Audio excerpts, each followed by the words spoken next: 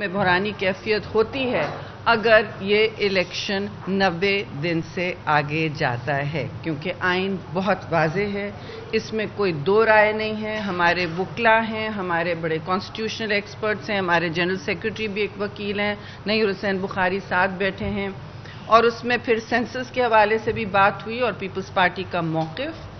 کوئی اس میں ابہام نہیں ہے جی. تو پہلے تو میں کہنا چاہتی ہوں کہ دیکھیے فیصلہ ہم نے اس وقت یہی اور پہلے دن سے یہی کیا ہوا ہے، کوئی اس میں چینج نہیں آیا ہے، کوئی تبدیلی نہیں آئی ہے کہ 90 دن کے وقت میں جو ٹائم مقدس ہے آئین کے مطابق اس میں الیکشن ہونا چاہیے. بے وجہ ملک کو سیاسی بحران اور آئینی بحران کی طرف نہیں جائیں.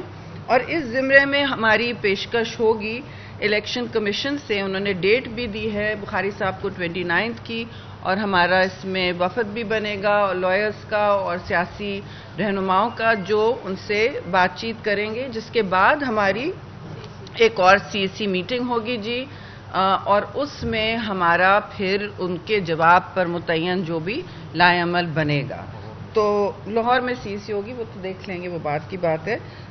اب دیکھیے اس میں آئینوں آپ لوگوں نے سوال کرنے ہیں کہ جی اس میں سینسس کا بھی مسئلہ ہے، اور 2017 کا سینسس ہو یا یہاں کا ابھی ڈیجیٹل سینسس ہو جو ہمارے لیے ایک متنازع سینسس رہا ہے. اس پر میری گزارش ہوگی سابق سی ایم سندھ مراد علی شاہ سے، کیونکہ وہ CCI میٹنگ کے ممبر ہیں اور اس پچھلی میٹنگ میں موجود بھی تھے، کہ جو ہمارے قول و فعل میں کوئی تضاد نہیں ہے، نہ تب تھا نہ آج ہے.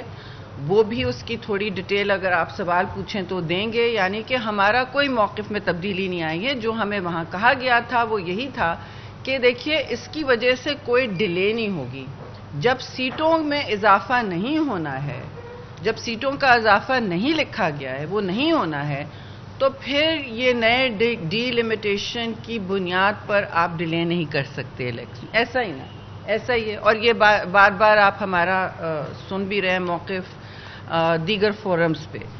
تو اس حوالے سے بھی بالکل کلیئرٹی ہے کہ ہم نے یہ دیکھا ہوا تھا کہ، اور ہمیں یہ بھی کہا گیا تھا کہ اس کی وجہ سے ڈیلے نہیں ہوگا.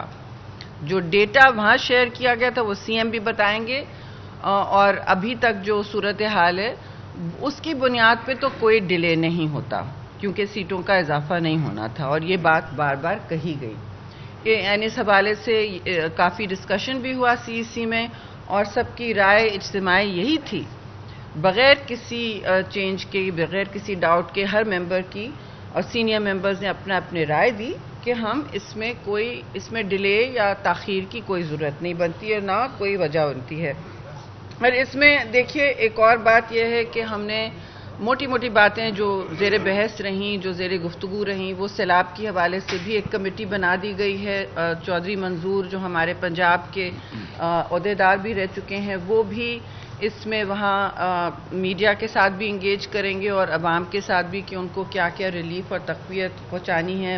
اور جس طرح سندھ میں ہم نے ٹرانسفر کیا ہے جی، لوگوں کو ملکیت دی گئی ہے اپنی اپنی زمینوں کی، یعنی کہ کوئی چیلنج ہے، کوئی سانحہ ہے، اس میں سے مواقع نکالے گئے ہیں بہتری کے، یعنی کارکردگی بہتر ہو، اور تھوڑا مطلب زمین میں، وسائل میں نیچے تک لوگوں پر جو سخت بدحال ہیں، جو سخت مظلوم ہیں، سیلاب زدہ ہیں، ان تک منتقل ہو ان کی لینڈ کی ملکیت. اور زمین کی ملکیت پیپلز پارٹی کا ہمیشہ منشور رہا ہے، تو یہ ایک تاریخی عمل ہے.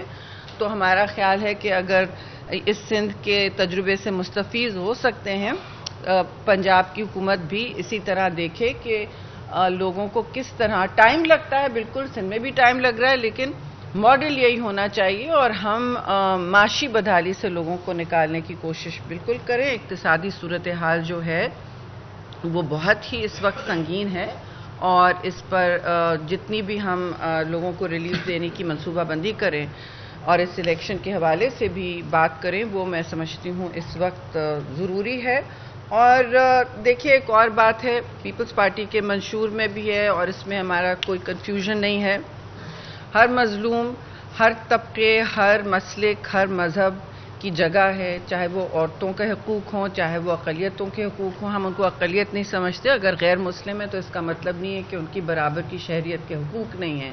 اس حوالے سے آپ نے دیکھا جڑاوالا میں بھی ہم نے مستقل نہ صرف پنجاب کے وفود گئے ہیں لیکن وفاقی ہائی لیول وفود گئے. میں خود گئی تھی، میرے ساتھ میرے دونوں اطراف پہ جو آفس بیررز ہیں وہ بھی ساتھ گئے تھے، اور ہم ہمیشہ مظلوم کے ساتھ کھڑے ہیں. یہ ویژن ہے شہید ذوالفقار علی بھٹو، اور اس کا ویژن اس کی بنیاد پر ہے جو قائد اعظم محمد علی جناح نے ہمیشہ پاکستان کے لیے سوچا تھا کہ یہاں سب کی برابر اور مساوی شہریت کا کہ ہم طلبگار ہوں گے اور یقینی بنانے کی کوشش کریں گے. اور آخری بات یہ کہ جو آپ نے سنا ہوگا ہیومن رائٹس کے حوالے سے بھی جی ہم متحرک رہیں. اگین اس میں اسلام آباد سے لے کے کشمیر سے لے کے کراچی تک آپ نے دیکھے ہیں بڑے بڑے کیسز آئے ہیں مظالم کے، بچیوں کے ساتھ اور لڑکیوں کے ساتھ، خاص طور سے ملازمین کے ساتھ جو ہوا ہے ان کے لیے، چاہے پارلیمان ہو یا پارلیمان کے باہر ہو، چاہے سندھ میں ایکشن لینا ہو. سب سے صف اول میں پیپلز پارٹی رہی ہے. چاہے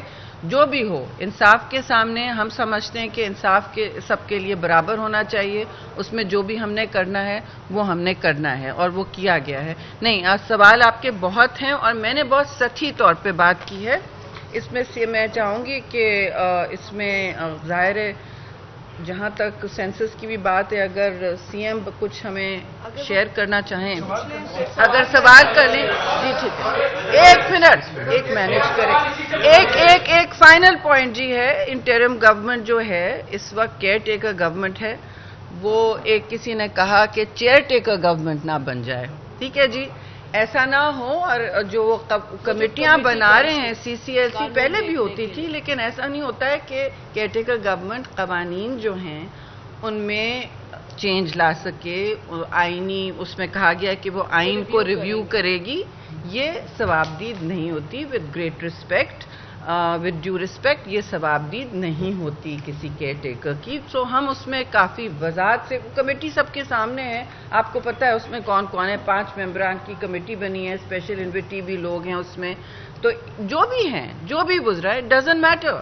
ایشو یہ ہے کہ یہ ان کا مینڈیٹ نہیں ہوتا آئین کے مطابق. جو تھوڑے بہت چینجز آئے وہ تاکہ یہ 3 مہینے عزت سے نکل جائیں ملک کے اقتصادی پالیسی کے حوالے سے، وہ صرف وہ تھا تاکہ کیونکہ انٹرنیشنل ادارے آپ کے ساتھ ڈیل کر سکیں. تو یہ بھی بات ہوئی امنگ مینی ادر تھنگس. اجلاس ابھی بھی جاری ہے.